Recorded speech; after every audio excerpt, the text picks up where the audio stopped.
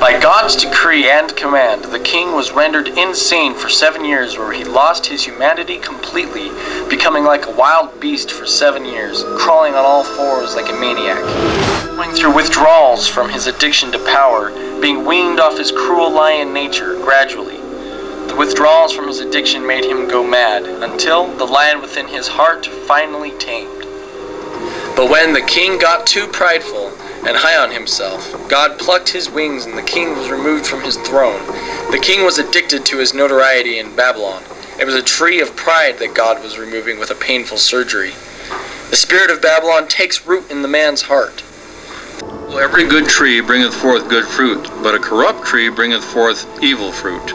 A good tree cannot bring forth evil fruit, neither can a corrupt tree bring forth good fruit. Every tree that bringeth not forth good fruit is hewn down and cast into the fire.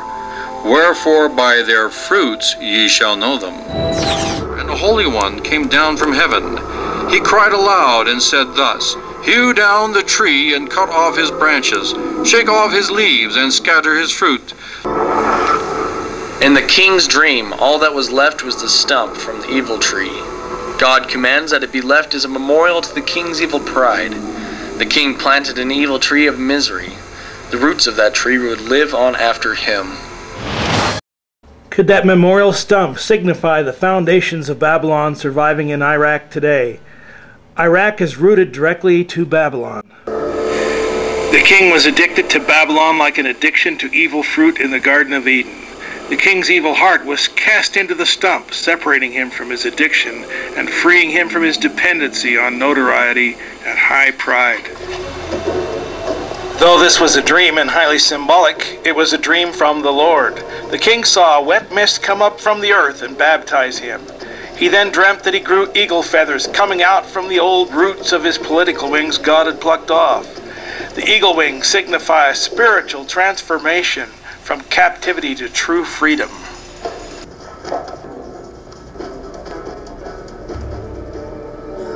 The same hour was the thing fulfilled upon Nebuchadnezzar, and he was driven from men, and did eat grass as oxen, and his body was wet with the dew of heaven, till his hairs were grown like eagle's feathers, and his nails like birds' claws.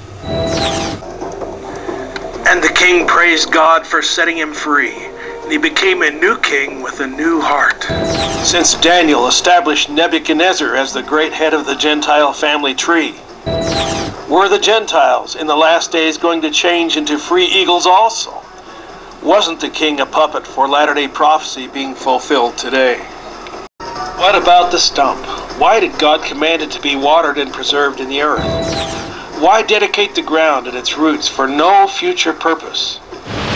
Is a stump not a preservation of life lasting far into the Gentiles' future? A time capsule for future fruition in the latter days? What does a watered stump become eventually?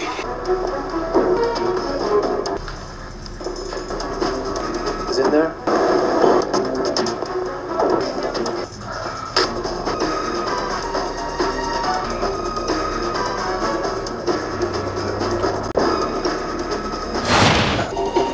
Daniel the prophet records a powerful clue given to him by God.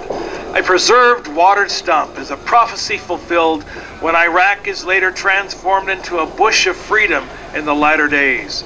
Since Nebuchadnezzar grew eagle's wings, is Iraq to be transformed into a free eagle after being delivered by the symbol of a bush, paralleling the Israelites' path to freedom? The single and most important clue regarding the stump was God's command to bind the stump with iron and brass rings.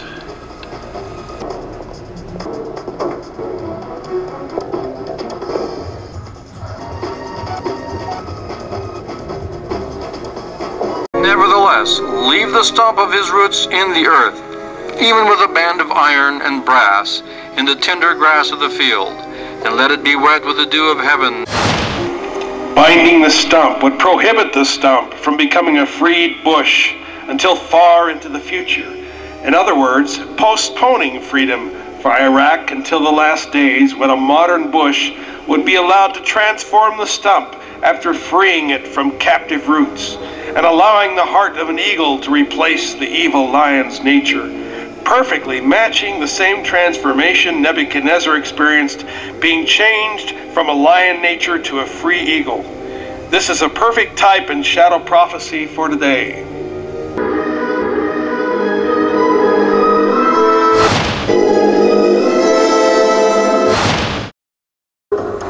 Daniel makes it clear that the king is only a puppet for the Gentiles in the last days.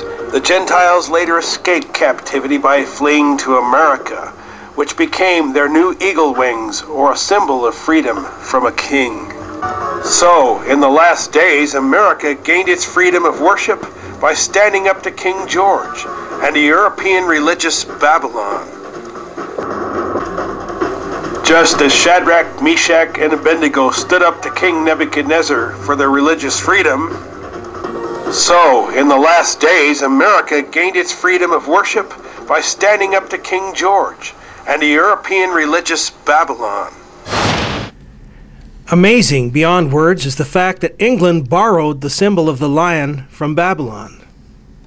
So in the last days, you literally have Gentiles changing from a lion to an eagle through great suffering, paralleling Nebuchadnezzar's painful withdrawal and transformation, changing from a lion to an eagle nature when they established the United States of America.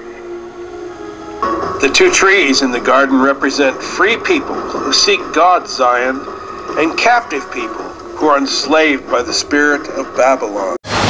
Tower of Babel and King Nebuchadnezzar's golden image represent Satan's tree, where man seeks to reach heaven and paradise by building a man-made political system using earthly wealth and power. The trees are hollow and lifeless, producing the fruit which brings spiritual death. God cuts both of these trees down to scatter the human branches away from unification of death for a counterfeit tree of life. Daniel the prophet makes it very clear in chapter 8 that towers and high horns represent the political leader who is elevated to the height of a deity, and people worship the government, which is the domain of the leader who represents the highest horn. This very same pattern was common in our day, as dictators often are venerated by palaces with horns that reach to heaven. Worshipping a government becomes another Tower of Babel, or a tree producing evil fruit. There are two sides to Babylon. Spiritual Babylon is a corruption of men's hearts through false worship. A physical Babylon is the actual corrupt government or evil tree itself. King Nebuchadnezzar dealt with spiritual Babylon within his own heart. His son Belshazzar, however, refused to repent, and Babylon itself was destroyed, along with Belshazzar the king being executed. The great head and horn was wounded to death.